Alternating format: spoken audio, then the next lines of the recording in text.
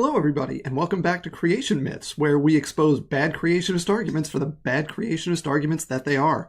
Today's creation myth is the claim that there are no truly beneficial mutations.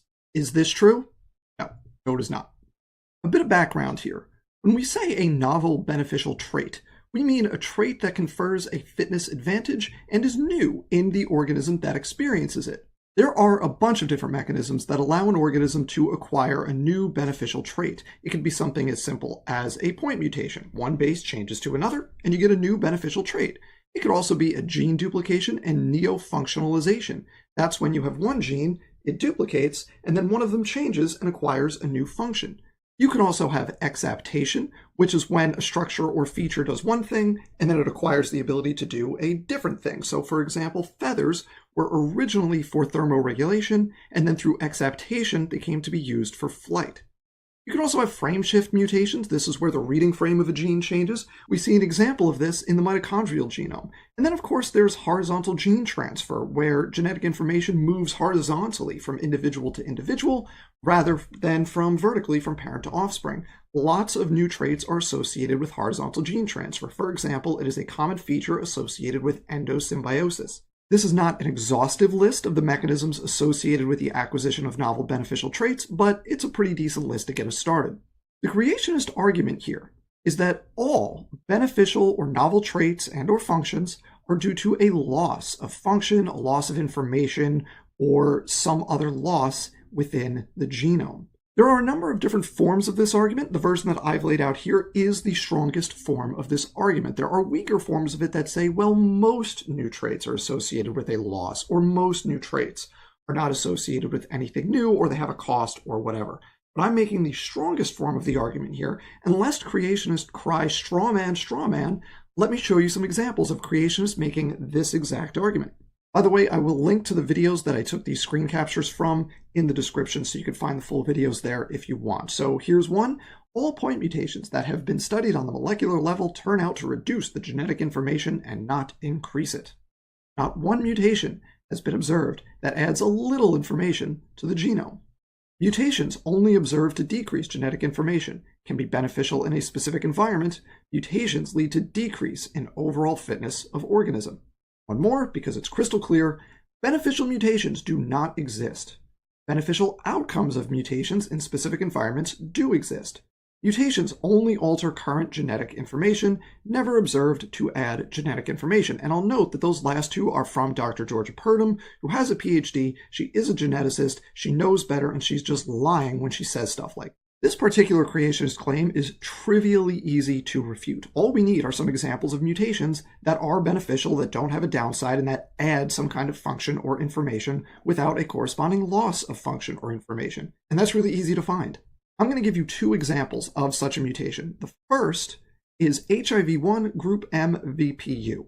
So VPU is a protein found in HIV and the related SIVs. Its ancestral function is to degrade a protein called CD4. It doesn't matter what that does or means for the context of this video. Just know that in all of the SIVs and HIV1, VPU maintains CD4 degradation. That's its ancestral function, and it continues to do that. VPU's new function is called tethering antagonism. It does this because the human immune system and other primate immune systems have a protein called tethering.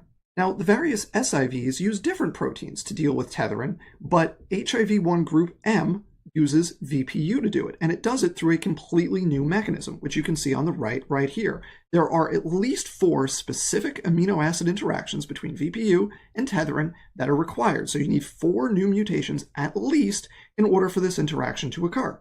That confers tethering antagonism. That same HIV1 group M VPU has the ancestral function of degrading CD4. It hasn't lost anything, but it has gained a completely new biochemical function. Creationists sometimes claim that this is just an example of VPU recovering an ancestral trait. Other VPUs can antagonize tethering, so this one's no different, it's just going backwards to that ancestral trait. But nope, that's not the case. In the SIVs, a protein called NEF, or this VPU protein, antagonized tethering. Different SIVs differ in terms of the specific mechanism. But the important thing is that HIV-VPU uses a completely different mechanism for tethrin antagonism compared to anything else that exists among the SIVs. And this is required because human tethrin is different from all of the other ape tethrins. This quote from Kluge 2014 explains what's going on here. However, the human tethrin gene contains a deletion that removes 5 amino acids from its cytoplasmic domain and confers resistance to SIV-NEF proteins. It is currently believed that this presents a barrier to successful spread of SIV among humans, which can only be overcome by switching from NEF to other viral antagonists. Indeed, during adaptation to humans, HIV-1 group M and, less effectively, N viruses evolved the ability to utilize another viral protein, VPU, to counteract tethrin. So it's not only that VPU is doing a different function from what it normally does, it's doing that function in a completely new way compared to all of the other things that do that function, because the other things that do that function, the SIV, NEF, and VPUs, do it using parts of the tethrin protein that is missing from humans. So this is definitely 100% a new trait due to mutations with zero loss of function, of fitness, of anything associated with it. Our second example comes from humans, and it's lactase persistence. Now, creationists love to claim that the ability to digest lactose, sure, it's beneficial, but it's due to a broken regulatory mechanism. Basically, normally at the end of childhood, we would turn off our lactase genes, but in people who have lactase persistence, those regulatory mechanisms are broken, and those genes stay on throughout adulthood. Here's an example of this claim being made by Dr. Kevin Anderson. He's claiming here that within the human genome, you have the lactase gene, and just upstream of that, you have a gene called MCM6. And he's claiming that MCM6 codes for a repressor protein, a protein that turns genes off. He's claiming that MCM6 codes for a lactase repressor. So in childhood, the lactase gene is active, but in adulthood, that MCM6 gene is being expressed, and the repressor protein is blocking the lactase gene.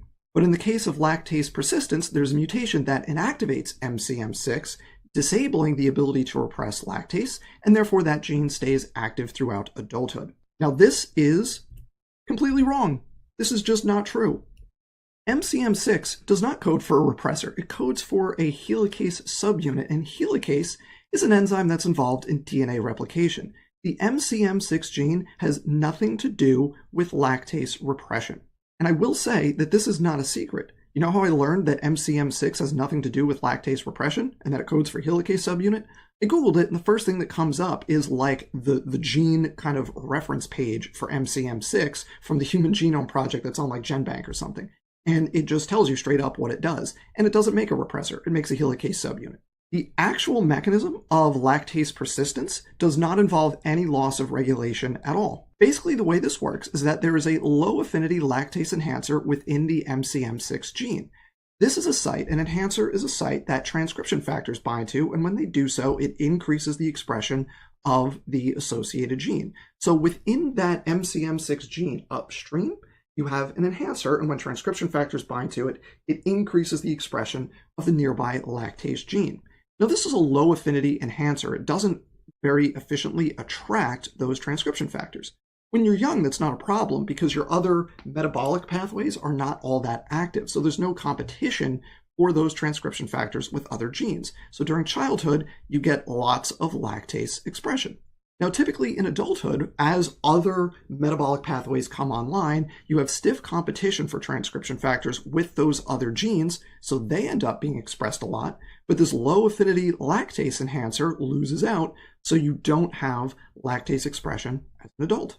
In the case of lactase persistence, there are mutations, and there are two main mutations that are documented to do this. There are mutations within that enhancer that increase the affinity of that enhancer for transcription factors, which means during adulthood, you're able to maintain high levels of lactase expression even in the face of competition for transcription factors from other genes. Now, I should note here, there's no numbers associated with these graphs. They're just schematic designed to show you the relationships. They're not actually showing actual numbers in terms of expression levels. It's just relative levels to show you the pattern that we're seeing. An important thing to note here is that this higher lactase expression, in the case of lactase persistence, is not associated with any loss of regulation. There are no changes to one's ability to turn that gene off.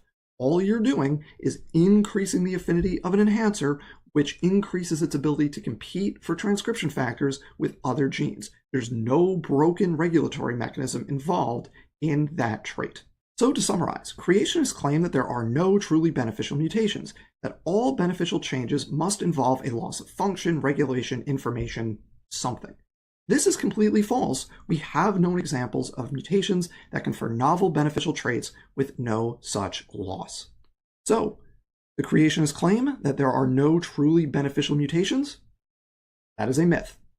Thank you for watching. See you next time. Don't get fooled.